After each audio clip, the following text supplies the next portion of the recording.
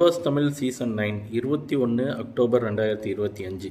இன்றைக்கி இந்த எபிசோட் எப்படி இருந்தது அப்படின்னு நீங்கள் தெரிஞ்சுக்கணும் அப்படின்னா நம்ம வீடியோவை ஃபுல்லாக பாருங்கள். சிம்பிளாக சொல்லணும் அப்படின்னா இன்றைக்கி எபிசோடில் ஒன்றுமே கிடையாது. போன 2 வாரமாக என்ன மாவை அரைச்சாங்களோ அதே மாவு அதே பேட்டர்னாக கொஞ்சம் சூடாக கொஞ்சம் சத்தமாக அரைச்சிருக்காங்க, அவ்வளோதான். என்ன கனி வந்து கேப்டன் ஆகிருக்காங்கன்னு தான் பேர். ஆனால் அவங்க ஒரு பயாஸ்டுன்னா எப்படி சொல்கிறது, பார்வதிக்கும் வியானாவுக்கும் எகெயின்ஸ்டான ஒரு பெர்சன், அவ்வளோதான். வேறு யாருக்கும் எகெயின்ஸ்டாலாம் கிடையாது. வேறு யார் என்ன பண்ணாலும் கனி வந்து கேட்கவே மாட்டாங்க. இதுவே பார்வதியோ இல்லை வியானாவோ ஏதாவது பண்ணிட்டாங்கன்னா லெஃப்ட் அண்ட் ரைட்டு கேட்பாங்க. அவங்க கேட்குறதுல ஒரு அர்த்தம் இருக்குமான்னு கேட்டால் இருக்காது. நல்லா தெரியும் இவங்க வேணுனே வந்து கேட்குறாங்க அப்படின்ற மாதிரி தான் இருக்கும். கேப்டன்சி அப்படின்றது இந்த சீசனை பொறுத்த வரைக்கும் ஒரு ஒர்ஸ்ட்டு போஸ்டிங்கு. அதில் யாருமே மாட்டாமல் தப்பிச்சுக்கிட்டிங்கன்னா அவங்க பெஸ்ட்டாக இருப்பாங்க. மாட்டினீங்க அப்படின்னா இந்த 2 வீடு இந்த மாதிரி இருக்கிற வரைக்கும் அதுலேயும் நீங்கள் பார்வதியை தூக்கி வேலை செய்ய வியானாவை தூக்கி வேலை செய்யணும் போட்டிங்கன்னா இந்த மாதிரியான பிரச்சனை வந்துக்கிட்டே தான் இருக்கும். இப்போது பார்வதி கேட்குறது என்ன அப்படின்னா, ஒரு 10 பேர் ஒரு இதை பண்ணிட்டாங்க அப்படின்னா அதே நான் பண்ணணும் அப்படின்னு ஏதாவது இருக்கா அப்படின்னு சொல்லி கேட்குறாங்க. கரெக்டான கொஷின் தான். இப்போது ஒரு சூப்பர் டீலக்ஸ் ஹவுஸில் இருக்கிறவங்களுக்கு உரிமை இருக்குது. யார் வேலை செய்யணும் அப்படின்னு, யார் க்ளீன் பண்ணணும் எல்லாம் பண்ணணும் அப்படின்னு செலக்ட் பண்ணுறதுக்கான உரிமை சூப்பர் டீலக்ஸ் ஹவுஸுக்கு இருக்குது. ஸோ நீங்கள் உங்களுக்கு யார் வசதியாக இருக்காங்களோ அவங்கள எடுத்து வச்சு நீங்கள் எப்படி வேணாலும் வேலை செய்யலாம். இப்போது ஒருத்தர் வந்து 1000 ரூபாய்க்கு வேலை செய்கிறாருன்னு வச்சிங்களேன், அதே வேலையை ஒருத்தர் 1500 ரூபாய்க்கு வேலை செய்கிறாருன்னு வச்சுங்க.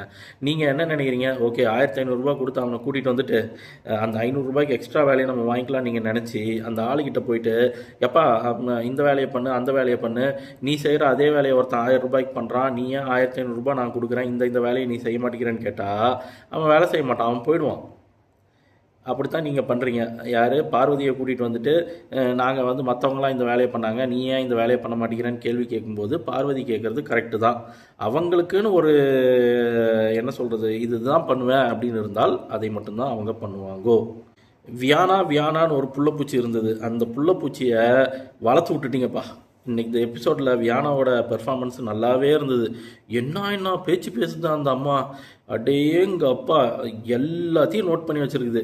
இந்த மாதிரி ஒவ்வொரு பிளேயரையும் நீங்கள் ட்ரிகர் பண்ணி விட்டீங்கன்னு வச்சிங்களேன், நீங்கள்லாம் உருப்படவே மாட்டீங்க. இந்த கனி கேங் இருக்குல்ல, இந்த நாசமாக போகிற கேங்கு, அந்த கேங்கு நாசமாக போயிடும். சபரியெல்லாம் இன்றைக்கி வந்து எங்கே இருந்தானே தெரியல. எஃப்ஜே வந்துட்டு அதெல்லாம் பார்த்தோன்னு வச்சுக்கோங்க, அந்த வியானாவை அப்படி மார்க் பண்ணுறது, அவளை வந்து அந்த மாதிரி இந்த மாதிரி செஞ்சு காட்டுறது, என்னத்தை அவன்லாம் ஒரு ஒர்ஸ்ட்லேயும் ஒர்ஸ்ட்டு. இந்த ஆதிரை வந்து என்னவோ இப்போ தான் வந்துட்டு பெர்ஃபார்மன்ஸ் பண்ணுது. வியானாவையும் பார்வதியையும் பிடிச்சி என்னென்ன பண்ணுறாங்கய்யா, இதை பண்ணு அதை பண்ணுன்ட்டு. நீங்கள் வந்து ஒருத்தங்களை வேலைக்கு தான் எடுத்துருக்கீங்களே தவிர உங்களுக்கு அடிமையாக அவங்கள வந்து நடத்தணும்னு மட்டும் நினைக்காதீங்க. இது மட்டும் விஜய் சேதுபதி கேள்வி கேட்டார்னு வச்சிங்களேன், நீங்கள் எல்லாம் நாக்க பிடிங்கிட்டு சாக வேண்டியது தான். இப்போது ஒரு வீட்டுக்கு நீங்கள் கூப்பிட்றீங்க அப்படின்னா, எம்மா இந்த வேலையை செஞ்சு முடி, இத்தனை மணிக்குள்ளே நீங்கள் முடிச்சுட்டு போங்க அப்படின்னு சொல்லி முடிச்சு விட்டுறணும். அதை விட்டுட்டு ஒரு வேலையை செஞ்சுட்டு இருக்கும்போது இன்னொரு வேலைக்கு வான்னு கூப்பிடுறது, இன்னொரு வேலையை செஞ்சு முடிக்கிறதுக்கு முன்னே அடுத்த வேலையை செய்யறது, இப்படி நீங்கள் பண்ணிட்டு இருந்தீங்கன்னா அவங்க எந்த வேலையை தான் முடிப்பாங்க. அதுவும் இல்லாமல் அவங்களுக்குன்னு ஒரு லிமிட் இருக்குது. ஒரு நாளைக்கு இவ்வளோ தான் பண்ண முடியும் அப்படின்னா அவ்வளோதான் வேலையை கொடுக்கணும். அதை விட்டுட்டு இஷ்டத்துக்கு நீங்கள் கொடுத்துட்டு இருந்தீங்கன்னா அவங்க என்ன பண்ணுவாங்க? அதே மாதிரி பார்வதி வந்துட்டு சாப்பாடுன்றது ஒன்றும் இல்லாமல் நாங்கள் வேலை செய்ய மாட்டோம்னு சொன்னதெல்லாம் ஒரு சூப்பரான ஒரு பாயிண்ட்டு. ஒரு முதலாளின்றவங்க தொழிலாளியை எந்த அளவுக்கு மதிக்கணும், தொழிலாளின்றவங்களுக்கு என்னென்ன உரிமைகள் இருக்குது, முதலாளின்றவங்களுக்கு எந்த அளவுக்கு ரைட்ஸ் இருக்குன்றது நல்லா பார்வதி வந்து புரிய வைக்கிறாங்க. பட் எனக்கு நிஜமாக சொல்கிறேன், கனி வந்து பயாஸ்டு, ஒரு பக்கமாக மட்டுமே பேசக்கூடிய நபர். எனக்கு என்னவோ அவங்க பிடிக்கவே இல்லை நிஜமாக. அவங்க ஃபஸ்ட்டு கேப்டன் ஆன உடனே அவங்க வந்துட்டு பிக் பாஸ் சொல்கிறாரு டீமை பிரித்து விடுங்கன்ட்டு. கனி இருந்துட்டு யாரெல்லாம் இதில் இருக்கணும்னு நினைக்கிறீங்கன்னு அவங்க கேள்வி கேட்குறாங்க. பிக் பாஸ் உடனே நோஸை கட் பண்ணி விட்டுட்டாரு. ஏமா உன்னைய வந்து நான் கேப்டன்னு வச்சா நீ வந்து அவங்ககிட்ட கேட்குறியே, உனக்கு வேலை தெரியுமான்ற மாதிரி கேட்டார். கனிக்கு வேலை தெரியாது, கனிக்கு கேப்டன்சினா என்னன்னு தெரியாது. கனி வந்து ஒரு ஒர்ஸ்ட்டு என்னை பொறுத்த வரைக்கும். அவங்கள பார்க்க அருவருப்பாக தான் இருக்குது. சபரி வந்து உள்ளே போன சூப்பர் டீலக்ஸுக்கு போனவர் தான், என்ன ஆனாருன்னு சபரி வந்து தெரியவே இல்லை வெளியில். அதே மாதிரி அந்த ஜூஸு கடையை நடத்துகிறாரு. ஹைஜீனுன்ற ஒன்று இல்லவே இல்லை. அவன் பாட்டிலில் மட்டும் அவ்வளோ ஆளுக்கு எங்கேருந்து வருதுன்னு தெரில. அவன் குக்கிங் பண்ணி இத்தனை பேர் சாப்பிட்ருக்காங்க. துப்பி துப்பி செஞ்சுருப்பான்னு நினைக்கிறேன். சாப்பாடெல்லாம் எல்லாம் அவன் துப்பலில் தான் சாப்பிட்ருப்பாங்க போல் இருக்குது. கலை சொன்னது உண்மைன்னு நினைக்கிறேன் எனக்கு தெரிஞ்சு. அதே மாதிரி இந்த பார்வதி கூடயும் வியானா கூடயும் சண்டை போடும்போது இந்த ரம்யாலாம் வந்து பேசுது பாரு, அவ்வளோ எரிச்சலாக இருக்குது. இந்த இந்த இந்த தடவை அந்த நாமினேஷன் லிஸ்ட்டில் வந்துருக்கிற இந்த கேங் இருக்குது தெரியுமா, அதில் இருந்த அந்த ரம்யாவையும் ஆதிரையும் இந்த இந்த கேங்கவே ஒட்டுமொத்தமாக நீங்கள் வெளியே அனுப்பிட்டிங்கன்னா நல்லாயிருக்கும். இன்றைக்கெலாம் அரோராலாம் டீமில் தான் இருக்காங்களா, இல்லை அரோரா வந்து வீட்டுக்குள்ளே தான் இருக்காங்களானே தெரில. அரோரா, இந்த துஷார், அப்புறம் இன்னும் அந்த பிரவீன், இன்னும் ஒரு சிலதெல்லாம் வந்துட்டு இந்த வீட்டுக்குள்ளே இருக்காங்களானே தெரில. இந்த விக்ரம்லாம் வந்துட்டு எப்படி தெரியுமா, என்னைக்காவது ஒரு நாள் ஒரு தடவை 2 தடவை வந்துட்டு ஏதோ பேசணுன்ட்டு பேசிட்டு போயிட்டுருக்காரு அவர் பாட்டுக்கு. அவங்களாம் என்னத்தை பண்ணுறாங்கன்னே தெரிய மாட்டேங்குது. எப்பயுமே டிவியில் ஷோவில் வரக்கூடிய ரிப்பீட்டேடு கண்டஸ்டன்ஸ்னால் இந்த பார்வதி, அடுத்தது இந்த திவாகர், இன்றைக்கி வினோத்து கூட பெர்ஃபார்மன்ஸ் கம்மியாக தான் இருந்தது. அதை விட்டால் இந்த கனி, அப்புறம் சபரி வருவார். இன்றைக்கி சபரி இல்லை. இந்த எஃப்ஜே ஆதிரையே, இந்த எஃப்ஜேயும் ஆதிரையும் ஏதாவது ஒரு லவ் கண்டென்ட் பண்ணுறோன்னு சொல்லிட்டு நம்ம உயிர் எடுத்துகிட்ருக்கோங்க. அதுக்கு அடுத்தது இதெல்லாம் தாண்டி வியானா கண்டிப்பாக வந்துக்கிட்டே தான் இருப்பாங்க. இந்த ரம்யா வந்துட்டு எதையாவது ஒன்று கேவலமாக பேசுகிறதுக்கு ஒன்று வரும், பாப்பா போட்ட தாப்பான்ட்டு ஏதாவது வரும். அவ்வளோதான். இந்த மாதிரி கொஞ்சம் பேர் அப்பப்போ வந்து போகிறாங்க. பட் ஃபுல் டைம் என்டர்டெயின்மெண்ட்டுனா ஒன்று எரிச்சல் விட்டுறதா இருந்தாலும் சரி, இல்லையா நம்மளை வந்துட்டு கொஞ்சம் சிந்திக்க வைக்கிறதுனாலும் சரி, பார்வதி பண்ணுறாங்கப்பா. எனக்கு தெரிஞ்சு அந்த அம்மா தான் கேமை ப்ளே பண்ணுது. இன்றைக்கி கம்ருதீன்லாம் வீட்டுக்குள்ளே இருந்தானானே தெரில, இருக்கானா இல்லையானே தெரியல. அதே மாதிரி அந்த லைஃப் ஹிஸ்ட்ரி சொல்லும்போது எனக்கு தெரிஞ்சு பார்வதிக்கு தான் அதிக டைம் கொடுத்த மாதிரி இருந்தது மற்ற பிளேயர்ஸோடு கம்பேர் பண்ணும்போது. இவ்வளோதான். இப்படி தான் போகுது பிக் பாஸ். உண்மையிலே சொல்லணுன்னா நேரம் காலம் வீணாக தான் போகுது. விஜய் பார்வதியும் திவாகரும் பிளான் பண்ணாங்கன்னு வச்சுங்களேன். அவங்க தானே இப்போ இந்த கியூசியாக இருக்காங்க. அந்த ஒரு ஜூஸ் ஓனர் டாஸ்க்கு அதில் பார்த்தீங்க அப்படின்னா பார்வதியும் திவாகரும் தான் வந்து கியூசி, குவாலிட்டி கண்ட்ரோல்.